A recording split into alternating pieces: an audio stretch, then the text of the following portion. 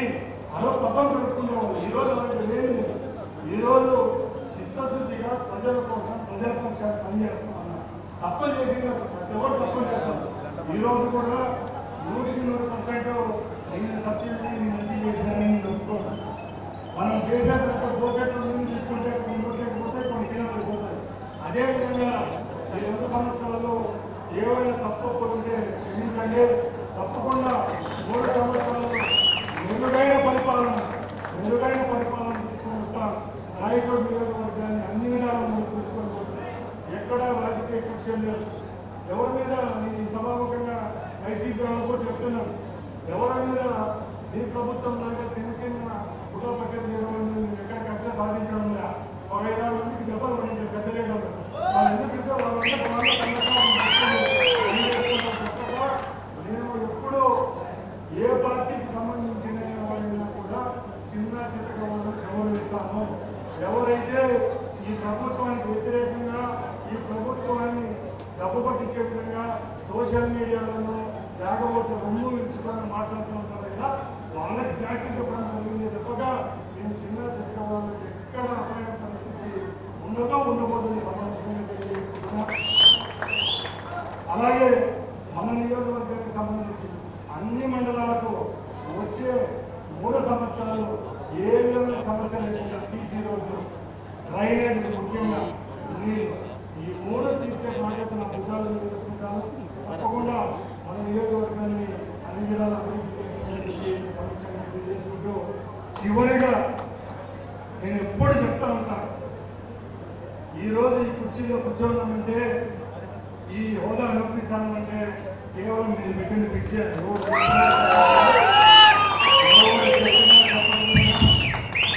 దీపాలను తీసుకొని నామినేషన్ ఇస్తే గెలిచే సీటు కాదు రాయచోటే. రాయచోట్లో ఎప్పుడు చెప్తా, రాయచోట్లో తెలుగుదేశం పార్టీ నిలబడాలి గెలవాలంటే కార్యకర్తలు ఉండాలా. ఎవరైతే ముఖాన్ని విన్నారు రాయచోట్ టికెట్ తెచ్చుకుంటే పాకిస్తాన్లో లేకపోతే పంజాబ్లో మెంబర్షిప్ పెట్టుకున్నట్టు అందరూ గడ్డాలతో ఉంటారు, జుట్టు కటింగ్ చేసుకోరు, నష్టపోతా ఉన్నారు. అలాంటి సీటును గెలిపించిన అందరికీ ఈరోజు కూడా చెప్తున్నా, ఇప్పటికీ అయిందకి చిన్న పండుగలే, రేపు రాబోయే కాలంలో ఉండేది కార్యకర్తల పండుగ. కార్యకర్తలు ఎవరైతే తెలుగుదేశం పార్టీ కోసం కష్టపడ్డారో, వాళ్ళందరినీ తిరిగే కూర్చోబెట్టడం. రాష్ట్రం అంతా ఎక్కడ జరుగుతుందో నాకు తెలియదు, రాయచోటులో అయితే 25 సర్పంచులు గెలుస్తారు. రాయచోట్లో గెలుస్తామనే దాన్ని కూడా దిక్సూచిగా యూట్యూబ్ లో ఒంటిమీటర్ చూడండి. మీరు ఇప్పుడున్నారు, ఇంకా ఇప్పుడు నలుగురుగా రండి, ఛాలెంజ్ చేస్తున్నా. మేము మా పార్టీ కార్యకర్తలు, మా పార్టీకి పనిచేసిన వాళ్ళందరికీ వార్డు మెంబర్లుగా, కౌన్సిలర్లుగా, ఎంపీటీసీలుగా, అన్ని విధాలు గెలిపించుకునే బాధ్యత నేను తీసుకుంటా. అంటే ఎవరు జేబీలకు పక్కన పెట్టుకోవద్దండి, ఆస్తులు అమ్మకండి అన్నీ చెప్తాను. నాకట్ట పెట్టండి, నేను పనులు పెట్టిన బాధ్యత దయచేసి నేను చెప్పేది ఒకటే, ఇన్ని పథకాలు చేస్తున్నాం, ఇన్ని అభివృద్ధి ఫలాలు ఇస్తా ఉన్నాం. మనం పబ్లిసిటీలో వెనకడిపోయినాం. ఇప్పుడు రాజకీయం అంతా నడిచేది ఏమన్నా సార్ చెప్పు, కీబోర్డు ఉంటారా బేకరీలో, మన షాపుల్లో ఇడే నడిచేది. అట్లా తాగకుండా మనం తాగి టీ కన్నా ఇల్లు ఇచ్చే దాన్ని ఖర్చు పెట్టాలి కదా. మనం ఎందుకు ఇప్పుడు ఉన్నాం. ఇప్పుడు సోషల్ మీడియాలో వైసీపీ వాళ్ళకు అసభ్య పోస్టులు పెట్టాల్సిన అవసరం లే, అసభ్యంగా పెట్టాల్సిన అవసరం లే, ఎవరో కామెంట్ చేయాల్సిన అవసరం లే. మనం ఏం చేసినామో చెప్పుకునేదంటే అధికారులు పెట్టుకున్నాం. దయచేసి గ్రామస్థాయి నాయకులందరూ నేను ఒకటే కోరుకుంటున్నా, ఈరోజు ఓటర్ల జాబితా జరుగుతాము. మీ అందరికీ తెలుసు, ఓట్లకు వచ్చినప్పుడు మీరే చెప్తారు, ఆయనతో 3 ఓట్లు ఉన్నాయి, వాళ్ళ 3 ఓట్ల కోసం 3 గంటలు కూర్చుంటాం. ఒక ఆయన మూర్తి తిప్పుకుంటుంది, ఒక ఆయన వెళ్ళిపోతాం, ఒక ఆయన గోడలు కడుగుతాం, గేటు మీద ఊరుతాం.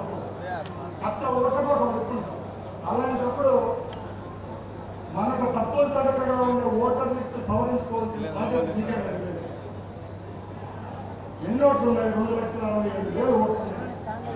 మన కార్యకర్తలు ఎన్ని గ్రామాలు దయచేసి 15వ తారీఖు స్టార్ట్ చేసినాం. ఏదో ఫోటోల కోసం ఆ కార్యక్రమం చేయలేదు. ఫోటోలు చేసుకుని సోషల్ మీడియాలో పెట్టుకుపోయి ఓటర్ల సవరణ ప్రతి ఒక్క గ్రామంలో నీతిగా నిజాయితీగా భారతదేశంలో రాజ్యాంగం కల్పించిన ఓటు హక్కు ఒకే ఓటు. మంత్రి అయినా ప్రధానమంత్రి అయినా ప్రభుత్వమైనా ఒకే ఓటు ఉండాలి. స్వచ్ఛందంగా ఓటు వేసే హక్కు ఒకరికే ఉండాలి. కాబట్టి ఆ ఓటర్ల సవరణ జరుగుతుంది. దయచేసి కార్యకర్తలంతా 25 రోజులు పనిచేయండి. ఎందుకంటే ఈ ఓటర్లు ఇచ్చే సవరణ కూడా రేపు సర్పంచ్ ఎంపీటీసీ లోకల్ బాడీ ఎలక్షన్లో కూడా పనికొస్తుంది, మీకు కూడా పనికొస్తుంది. కాబట్టి దయచేసి ఓటర్ల సవరణ కార్యక్రమం ఎస్ఐఆర్ ప్రోగ్రామ్ ఏదైతే ఉందో ఈ ప్రోగ్రామ్ అందరూ పాల్గొనగా నేను కూడా మండలానికి గ్రామానికి వస్తాను. ఆ ప్రోగ్రాము బాగా చేస్తే దొంగ ఓట్లు డబుల్ ఓట్లు అన్ని తీసేస్తే తప్పకుండా మన విజయాన్ని కార్యక్రమం. కాబట్టి మీరందరూ ఈ కార్యక్రమాన్ని చిత్తశుద్ధితో పనిచేయండి. ఎవరు స్ట్రెస్ తీసుకోవద్దండి. ఎందుకంటే మనమల్ని భయపెట్టించే వాళ్ళైతే రైతు తాలూకాలు ఎవరు ముందే మనం ఎక్కడో మనం తిరుపతికి వెళ్ళిపోతే 10 మంది 1000 మందితో ప్రోగ్రాం చేశారు. ఈరోజు ఈ ప్రోగ్రాం చూస్తే గుండె తడిసిపోయింది. ఇప్పటికే ప్యాంటు తడిసిపోయింది. నేను ఎప్పుడు అంటా ఉంటాను, మీరు 2 సంవత్సరాలు నిద్రపోయే ఒక రోజు 1000 మందితో ప్రోగ్రాం చేసి సోషల్ మీడియాలో అంతా దగ్గరే నుంచి రాయిచోటాలు రాస్తామే. మాకు మా చంద్రబాబు నాయుడు గారు పొద్దు నుంచి రాత్రి వరకు 100 ప్రోగ్రాంలు చేస్తాడు. ప్రతి ఒక్క ప్రోగ్రాం సక్సెస్ చేస్తానని దానికంటే కార్యక్రమం ఎవరైనా మొన్న తిరుపతి పోయినా 130 జీపులు వచ్చాయి. నిన్న అన్నమయ్య జిల్లా మదనపల్లిలో పెడితే జనమంతా ఉంది.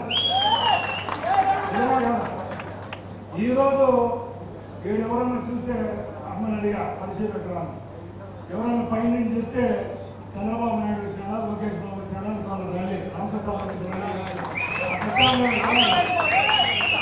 అదంతా చేస్తారంటే అదంతా మీకంటే మన ఉద్దేశం ఒకటే, పార్టీ బలంగా ఉంటే మనం బలంగా ఉంటాం. రామప్రసాద్ రెడ్డి వచ్చి పోతూ ఉంటారు.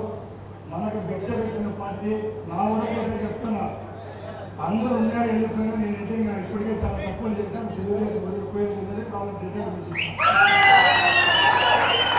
ఎందుకంటే కళ్ళు పాలకి రొమ్ము కొనడం ఇష్టం లేదు. అందుకు దయచేసి మనకు గుర్తింపు ఉండేంత వరకు ఇక్కడ ఉండే కార్యకర్తల్లో మన నియోజకవర్గంలో ఒకరికొకరికి సంబంధం ఉన్నట్టు యా నియోజకవర్గంలో ఉండదు. అందరూ కావాల్సిన ఒకరే తీసుకుని నాకైతే 20,000 మంది చేసిన ఒక పేర్లతో సార్ చెప్తాను. అలాంటప్పుడు ఎవరి మధ్య తారతమ్యాలతో మనం గ్రూపులు అయితే విడిపి ఎదుర్కొని మనం గుర్తి ఇవ్వద్దండి. ఇంకా 3 సంవత్సరాలు ఇంకా రెట్టింపు ఉత్సాహంతో పనిచేస్తాం. ఇప్పుడు తెలిసి తెలియకో ఈ 2 సంవత్సరాల్లో నీ తప్పు ఒప్పులు జరిగాయని కూడా ఒప్పుకుంటాను. చాలా మంది బయట నుంచి వచ్చినందుకు కూడా నేర్చుకుంటాను. మన నియోజకవర్గ పరిస్థితి మీ అందరికీ తెలుసు. ఈడుండే పరిస్థితిలో తప్పకుండా బలం కావాలి. ఇది సామాజిక వర్గంగా కొన్ని సమస్యలు ఉన్నాయి. అలాంటప్పుడు ఎవరు విలువ వాళ్ళకు ఉంటుంది. పాత వాళ్ళ విలువ పాత వాళ్ళకు ఉంటుంది, కొత్త వాళ్ళ విలువ కొత్త వాళ్ళకు ఉంటుంది. ఆ విలువ ఇచ్చే బాధ్యత నా భుజాల మీద ఉన్నప్పుడు దయచేసి మీరు మనస్పర్ధం తెచ్చుకోవచ్చండి. ఏమని ఉంటే మమ్మల్ని వచ్చి వినేయండి. మీకు సమాధానం చెప్పడానికి దగ్గర ఉంటాను. తప్పకుండా ఆగస్టు సెప్టెంబర్ నెలలో ఎలక్షన్లు జరుగుతాయి. తప్పకుండా ఇలాంటి విజయోత్సవాలు ఎన్నో జరుపుకుంటాం. తప్పకుండా 29లో మళ్ళా తెలుగుదేశం బీజేపీ వస్తుంది. ఆ రోజు ఎన్టీ రామారావు తరం వచ్చింది. మన చంద్రబాబు నాయుడు గారి తరం కొనసాగుతూ ఉంది. ఈరోజు లోకేష్ బాబు యువకుడు, ఆయన మొన్న 5-6 సంవత్సరాల ముందు ఆయనకున్న వాల్యూ ఈరోజు ఆయనకున్న వాల్యూ అప్పగించాలి. ఈరోజు ఒక మంత్రిగా 6 సార్లు అపాయింట్మెంట్ ఇచ్చిన కనుక నరేంద్ర మోడీ దగ్గర ఆయన ఒకటే చెప్పింది. అంటే ఆయన రేపు రాబోయే 40 సంవత్సరాలకు మనకు నాయకుడు అప్పుడే దృష్టి అయిపోయింది. ఎక్కడ భయపడాల్సిన అవసరం లేదు. ఖచ్చితంగా తెలుగుదేశం పార్టీ బలంగా ఉంటుంది. 1,20 లక్షల సబ్జెక్టు వాళ్ళు ఉన్నాయి. ఏం కావాలి ఇంత ఇన్ఫ్రాస్ట్రక్చర్ అనే పార్టీకి మనం పనిచేస్తాము. నేను కూడా ఎప్పుడు చెప్తా ఉంటాను, నేను వేరే పార్టీలో ఉన్నప్పుడు కూడా తెలుగుదేశం పార్టీ అంటే పాత చింతకాయ కాదు. కేసు తీసుకుంటా ఉంటే నీళ్ళు తాగేస్తాంటే మళ్ళీ అప్పలాగా వస్తూ ఉంటారు. నిజంగా కదా, ఏ రెడ్డి ఉన్నా ఏ నాయుడు ఉన్నా ఎవరు పడినా లేకపోయినా తెలుగుదేశానికి ప్రతి ఒక గ్రామంలో దూరంలో కాబట్టి ఉన్నాయని కదా. మా ఊళ్ళో మళ్ళీ మేము కాంగ్రెస్ ఉన్నప్పుడు కూడా అంతా గుర్తుకున్నా కూడా చూసే మళ్ళీ పడితే అట్లా తెలుగుదేశం పార్టీకి మరణం లేదు. తెలుగుదేశం పార్టీ ఈ 44 వసంతాలు పూర్తి చేసుకొని 3వ తరం నాయకత్వం చేతిలో పనిచేస్తున్నాం. తప్పకుండా ఇంకో 20 సంవత్సరాలు తెలుగుదేశం పార్టీ మన బిడ్డలు కూడా పనిచేసే రోజులు ఉంటాయి ఈ పార్టీలో. కాబట్టి ఎక్కడ నిరుత్సాహము నిస్తేజము వద్దు. ఎదుటి వాళ్ళకు మనం ఆస్కారం ఇవ్వదు. నేను అదే చెప్తాను లేదు, మనకుండే కార్యకర్తలు మనకుండే బలం ఎన్ని వర్గంలో లేదు. చాలా మంది అంటారు మనోడు మనంపల్లి ఒక వచ్చేసి నాయకుడు అంటారు. మనకంట మనకి ఇంటి ఎవరికి పట్టదు మనకుంటాయి మనం. అలాంటప్పుడు మీరు ఎక్కడ నిరుత్సాహపడకండి. తప్పకుండా అందరికీ అన్ని అవకాశాలు వచ్చే విధంగా నేను చర్యలు తీసుకుంటాను. దయచేసి ఈరోజు నేనైతే ఎప్పుడు ఇంత పెద్దరాన్ని చూడాల. బస్సులు చేశాను, చంద్రబాబు నాయుడు సార్ వచ్చినప్పుడు బాగా జిల్లాలు వచ్చినారు. ఇంకా పెద్ద పెద్ద మీటింగ్లు చేసినా కానీ 24 గంటల ముందు చెప్పిన వరుసగా మీటింగ్లు పెట్టినా ఈరోజు ఇంత జయప్రదం చేసినారు. మరొకసారి మీ అందరికీ ధన్యవాదాలు తెలియజేసుకుంటూ